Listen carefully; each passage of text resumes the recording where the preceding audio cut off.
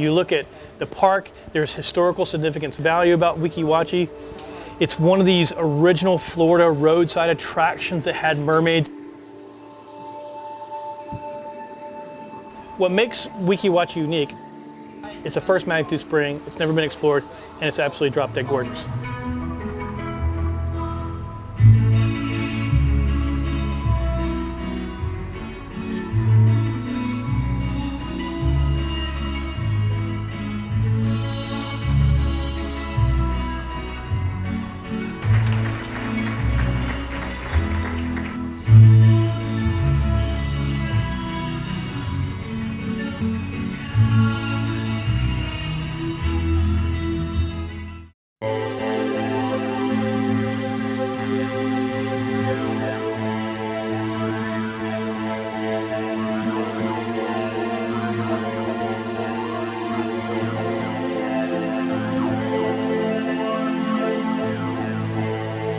This cave has the mystique of being the only first magnitude spring in the state of Florida that's never been explored.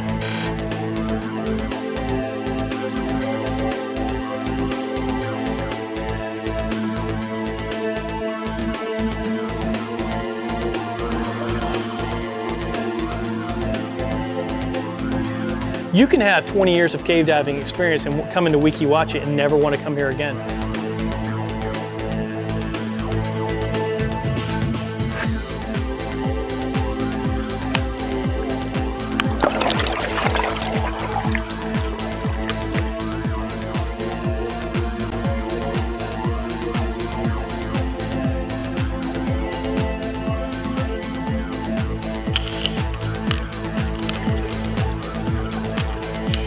Unique to Weeki Wachee is the, no other word to describe it, but violent entrance and exit of this cave.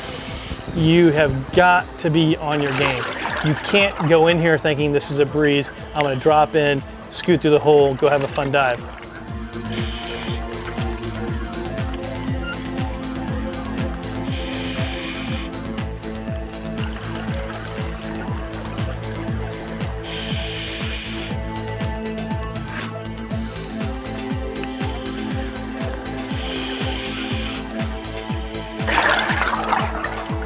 It's the toughest entry of any cave system I've ever been in.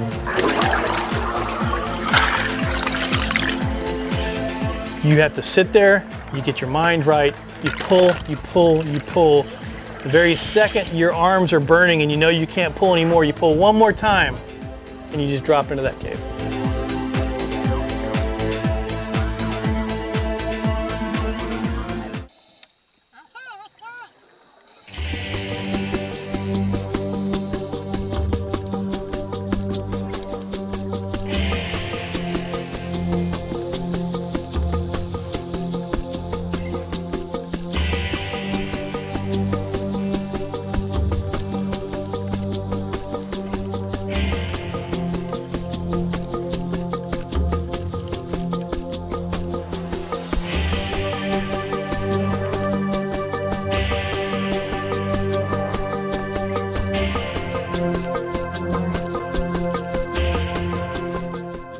It's huge, and the visibility being as good as it is a bonus, because you can see, even some of the footage, you can see the part of the floor, part of the wall, and part of the ceiling, and that's just like 10% of the cave, because the cave is too big to light up. Even though we had 500 watts of light power, it just was like scratching the surface.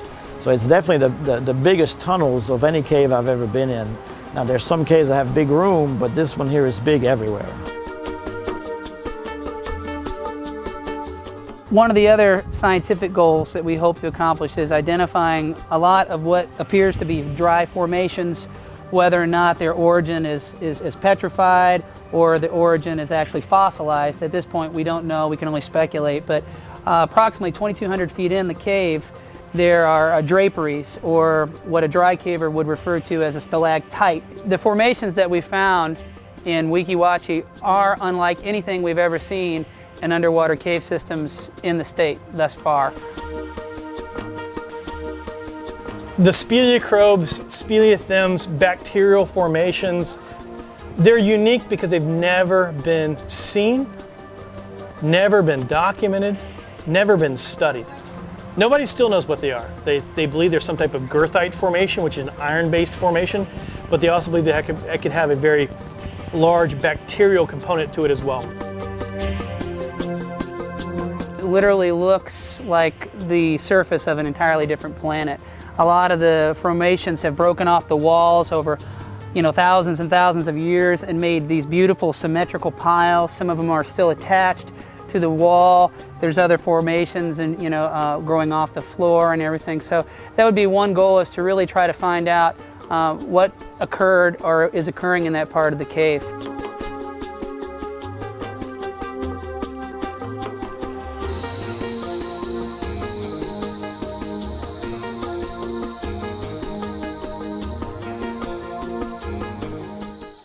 Some of the goals for future dives is taking the survey that we've done thus far and making sure that it's precise. We would like to give the state as precise a survey as possible. On Saturday, the second half of our team will be moving a radio location beacon into the cave. It operates at a very low but powerful frequency, and it's much like the radio locate they use to track polar bears, but slightly different. The magnetic field is obviously a lot stronger than what they would put around a polar bear's neck. And what happens is the divers will place the location ring, which is a large copper ring powered by a 12-volt battery, in the cave, and then on the surface we'll have what's called a tracking sphere, or in this particular case disc, and we will be able to more or less pinpoint exactly a surface to subsurface example of where the beacon is in the cave compared to where it actually is occurring on land. Okay, the radio locate, it'll give us a definite point on the surface that corresponds to the cave, and we use it so that the survey, which has some inaccuracies in it, now we have a point that we can correct everything to. It all has to do with mapping out the system and making sure that it's correct. The divers under the water, they're carrying a beacon that actually sets up the signal. So they carry that and electronics pack, and they plug that in, set it off, and then it sends the signal up. And what they have to do is just make sure it's level, because if it's tilted to one side, then the signal is going to be off to one side. So they want to make sure it's perfectly up and down. Once they get it set up, they just leave it, and then we come along on the surface. We can hear that signal, and we look for actually what we call a null, where there's no signal, and that tells you where the beacon is. So right in here is where we think Scheck's Folly is. According to the map, it should be right in this area here. Level it out. It was a real silty area, so kind of nasty. So if our map is right, the junction is right back there in those woods.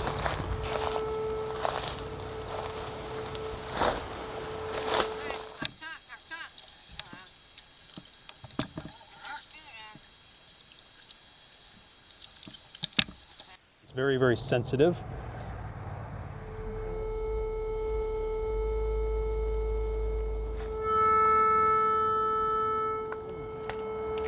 It's inside of a building.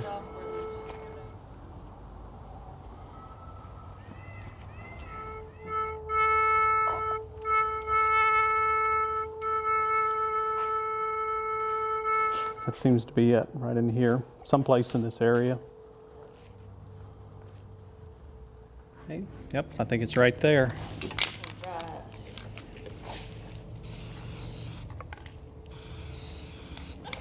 How far down is he? 260 feet. So yeah, 260 feet below you there is. Big hole. Yep, big hole, Weeki Wachee River. Well, I had to scooter out to about 800 feet to the first T, which is a distinct marking in the cave, and it goes up to about 190 feet. Still don't know if it was successful or not, but we turned it on and waiting to hear from you guys, and it was awesome. The decompression, excluding bottom time, is just over 13 hours. The bottom time at this point is planned for 3 hours. So for a total, just over 16 hours of total runtime. How long is the longest dive you've ever done? This will be it. There is no portion of preparation for exploring one of the deepest caves in the United States that's fun. It literally isn't until you're finished and there is a sense of accomplishment and something that you can bring back before everybody can sit down and say, hey, it was worth it. But until then, it really is an uncomfortable and sometimes miserable thing to do. One of the interesting things about our teams is that we're all different ages. We all come from different backgrounds. We all have what we call day jobs. Some of us have night jobs. But we all come together to do this for the love of what we do. My wife is an attorney. I build software. Brett washes windows. Paul teaches scuba diving. Scott Pulliam builds houses. We run the gamut, and it's all this shared appreciation for this beautiful natural resource that you don't find anywhere else in the world but Florida.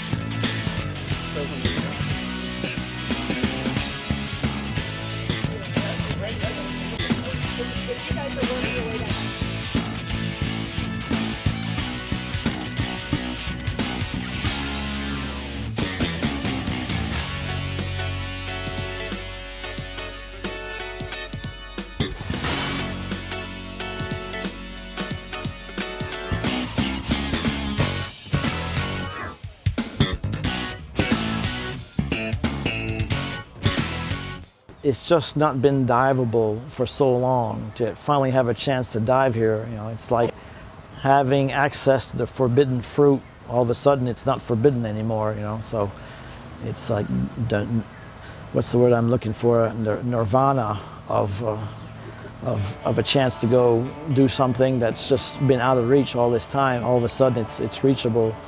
So and it's in terms of entries, it's the toughest entry of any cave system I've ever been in, no matter what part of the world I've been. There's so much water coming out of here. It's hard to imagine that we're able to get in once the flow is below 100 cubic feet per second. So if you think about 100 cubic feet per second hitting you in the face, it's hard to imagine we're able to get in when it gets that low, which is really not that low. But it doesn't take much more than 100, and it's not possible for us to get in. It got as weak as 93 cubic feet per second.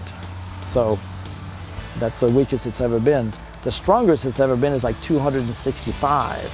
So it's quite a range there, but the size of the opening has always been the same size. So I can't even imagine trying to get in when it's flowing at the maximum rate. Now the reason why the drought is bad for Florida, obviously, is for agriculture, people who live here, and the fact that all of our water in Florida comes from the Floridan aquifer. A lot of people think just because you're on city water that somehow it comes from some other magical place, when it actually all comes from the Floridan aquifer.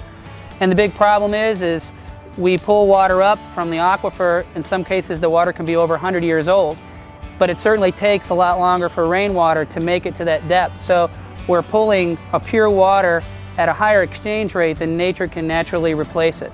And it's a problem Southwest Florida Water Management and the state are trying to work on, and it's a big problem. The reason the drought is good for us, obviously, is as you'll see the spring throughout the documentary, you'll notice that even though it's beautiful, blue, and pretty, it's over a foot shallower than normal. And currently, we're looking at just about 100 CFS, which means 100 cubic feet per second coming out of the spring. Under some conditions in the past, the spring has been up to or close to 250 CFS. And so you can see why that would be beneficial for us. The opening at the bottom of the crevasse, before you actually enter into the cave, the opening at the bottom of the crevasse is about the size of a Volkswagen Bug's hood, or the size of a barroom table. And so even at 100 cubic feet per second coming out of an opening that big, we have to move all of our equipment through there, including ourselves. And it takes a specially trained group of individuals and a lot of patience and time to move the gear in, move the divers in, and of course, move ourselves out.